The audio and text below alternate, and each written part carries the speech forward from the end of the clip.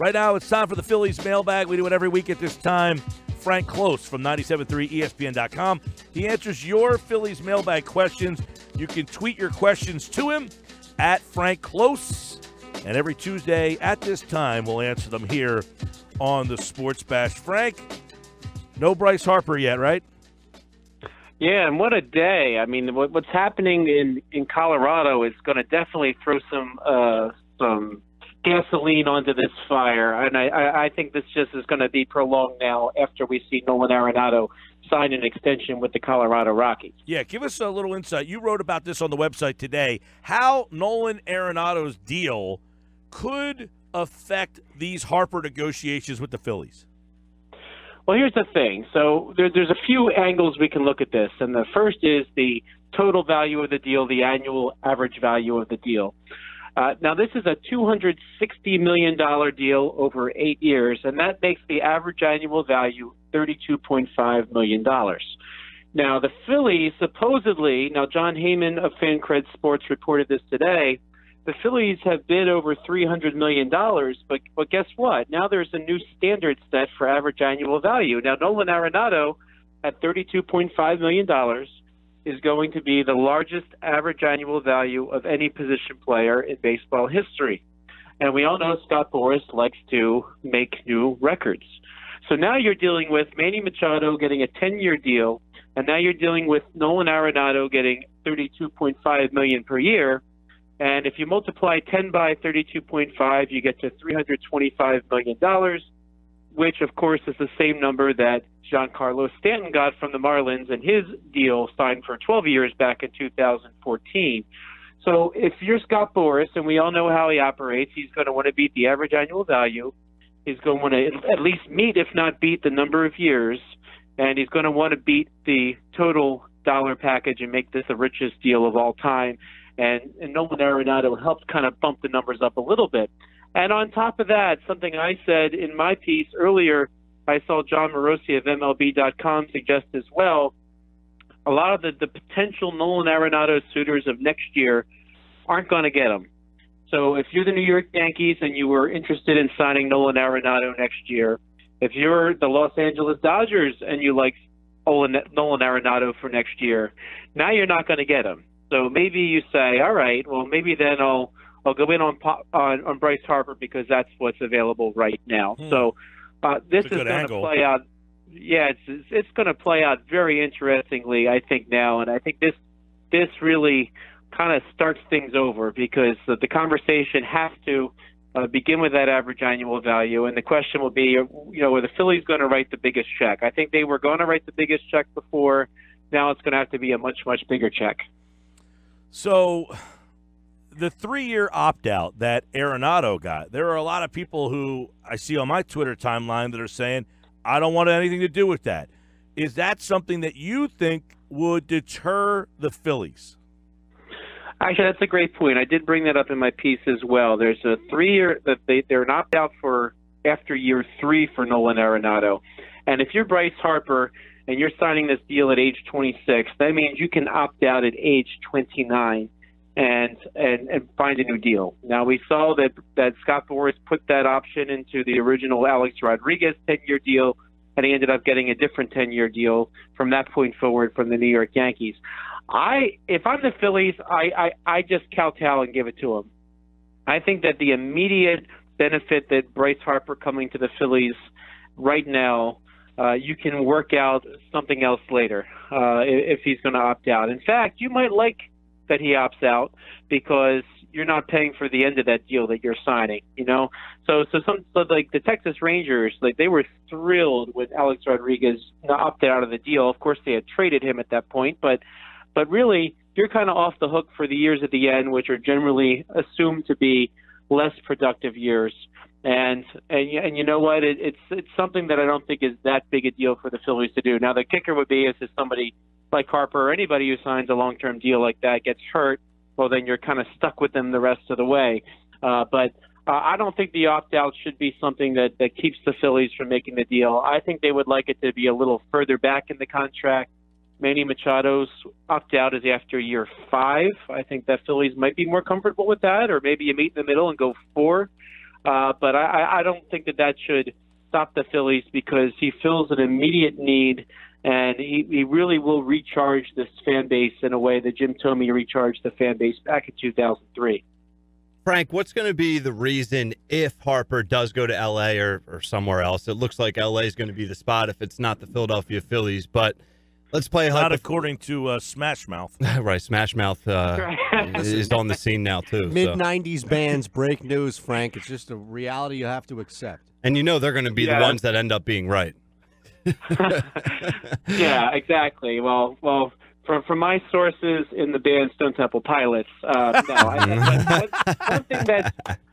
one thing that's going to be the consideration, I think, with the Dodgers. Now, one thing Scott Boras likes to do is he likes to drag the owners in when the general manager might not be willing to make a certain commitment. Now, if you look at the Dodgers ownership, everybody knows Magic Johnson as a name that's part of the Los Angeles Dodgers ownership. But also part of that ownership is one Stan Kasten, who used to be president of the Washington Nationals. And one of the last things that Stan Kasten did while he was president of the Nationals was draft Bryce Harper in the first round. So there is a personal connection there. Stan Kasten has money. The ownership group has money. And it could be a situation where Scott Boras is going over the head of general manager and vice president Andrew Friedman and trying to make something happen with the ownership. So the question will be, how much does Stan Kasten love Bryce Harper compared to the day he drafted him? How much are they willing to spend dollars-wise? Were they going to try to go after Nolan Arenado and now have some extra money available? All these factors could get in the way. But, there's plenty of reports out there, like Ken Rosenthal saying the Dodgers only want to go short-term. We'll see where that goes. Lots of talk of a shorter-term deal with a higher average annual value. And if that's the case, then, do you drive up the average annual value of the Phillies? That could be something that's happening here, and the Dodgers might want to do just that because if you're the Dodgers, the average annual value, if the Phillies are going higher, then that's less money the Phillies have to compete with you later on somebody else, like some other guy who's in Los Angeles in a couple of years. All right, Frank Klose, he answers your questions at Frank Klose. Let's get into the mailbag. Chris wants to know, why did the Phillies talk about overpay? He thinks they overpaid for Andrew McCutchen. Yeah, so, I'm not worried so much about the money that the Phillies gave to Andrew McCutchen. Now, if you look at that 3-year, $50 million deal, if you look around baseball, there have not been many deals that have exceeded $50 million this year. I mean, Manny Machado's the obvious one, but can you, off the top of your head, can you actually even think of somebody else who got $50 million? So, the answers are the likes of Boston, bringing back Nate Eovaldi. Those are the types of deals that just got over $50 million, A.J. Pollock. So, the money itself is not the deal. I think at this point the Phillies needed to get the player. It sounds like at the time they were weighing either McCutchen or Michael Brantley. The difference between the two, if you look at them objectively, Brantley's left-handed, which might have helped the Phillies a little bit more because they are a little right-handed. And the average annual value that Brantley got for his deal with the Astros was $16 million. McCutchen's going to come in just over that. The big difference is that McCutchen got a third year and Brantley only got 2 years. So really the question is, how much of an overpay is it actually? Maybe the overpay is in the form of the third year. And, McCutchen himself was asked why he signed with the Phillies, and his reaction was very, very honest. He said, "Did you see what they offered me?" So I think he thinks he got a good deal. But you know what? At the end of the day, the Phillies get a player who's a veteran presence, who's going to bring a lot of leadership, who's going to bring a lot of energy to the team. Already, you could tell from the applause down in Clearwater on Saturday, he's a fan favorite already. And really, he kind of helps reset the team and move them in a new direction. And in the way that they had kind of hoped Carlos Santana would function for the Phillies. And now that he's gone, you're essentially replacing Santana with McCutchen. And you know what? The only reason that you would worry about somebody getting overpaid on the Phillies is if it keeps them from doing something else.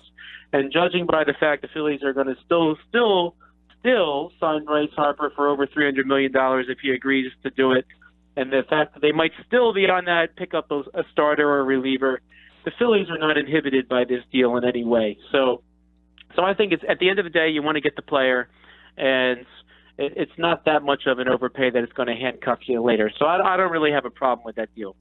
All right, Mark wants to know if Dylan Cousins does he have a chance at the Phillies roster? Yeah, so Dylan Cousins right now, he's kind of raising some eyebrows early because he's 4 for 5. He has a home run and a couple of runs batted in already, and if you're one who likes numbers, that's an 800 batting average and a 2.657 OPS. But I think those numbers are going to come down a little bit when you look at the whole body of work. But this is kind of a crossroads for Cousins. He's got some power in his bat. We all know that. He's a left-handed bat. But right now, even without talking about Bryce Harper, you have 5 outfielders on the Phillies roster ahead of him. And, so you've got McCutchen, you have Odubel Herrera, you have Roman Quinn, Nick Williams, and Arenado. And of those names, only Nick Williams can be sent to the minor leagues. So the Phillies add another outfielder in Harper or somebody else. Then right now you've got an overload there in your outfield. And in terms of Cousins, he could come in valuable in that he can be sent back and forth to the minor leagues. So he might be somebody that's a AAA, and if somebody gets injured, he's somebody you can plug in for a short while and then send him right back to AAA. That's probably going to be the role that he's going to have. Now, Odubel Herrera is already dealing with a grade 1 hamstring strain. He'll probably be back in time for opening day, or maybe the Phillies make a trade if they bring somebody else in, and he could kind of sneak in there. But the likely scenario is he starts at AAA, and the Phillies call on him when they need to fill a quick roster spot. And the good news for him is he's got a really long spring training where he's going to get a lot of at bats because every day they take out the starters. He's probably getting plugged in most of the time. So he's got a chance this spring to really show what he can do in an extended way. He was with them last spring, didn't get a whole lot of action, but he's going to definitely have his opportunity to impress them this spring. Frank, last one from Sam. He wants to know about Dallas Keuchel and maybe having, replacing somebody in the starting rotation. Yeah, so specifically he's looking at maybe Vince Velasquez transitioning to a bullpen role, something we've been talking about for years. But I think the real issue is that the Phillies still need a left-handed starter. And one of the problems is that Dallas Keuchel is represented by the same agent as Bryce Harper.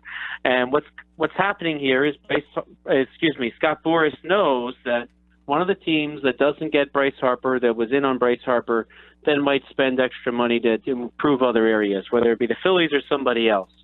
So he's kind of holding back on Keuchel so that he can get more money on Keuchel's contract. So, if I'm the Phillies, I do still try to get a left-handed starter. Maybe you look at Robbie Ray from the Arizona Diamondbacks. And the thing about the Diamondbacks, they traded their star and Paul Goldschmidt. The question is, are they still pretending that they're going to compete this year? They say they are. But you might have to wait for a team like that to fall out of contention officially before they'll make a trade. So this could be a situation where you're going to wait it out a little bit. Maybe you have to pick up your lefty starter in the form of a trade at the trade deadline. And really, the Phillies bullpen is kind of full at the moment anyway. And I actually think that Vince Velasquez showed a lot of promise last year in the starting rotation. So I would tend to keep him in the starting rotation for now. And then if you get a lefty starter, you kind of figure it out from there. All right, you can always send Frank a question at Frank Klose on Twitter, and every Tuesday right here on the Sports Bash, he will answer your Phillies questions on the Phillies mailbag segment here, and check out his reasoning why he believes the market may have reset when it comes to Bryce Harper. It's posted now at 973ESPN.com. Thanks, Frank. Thanks, guys.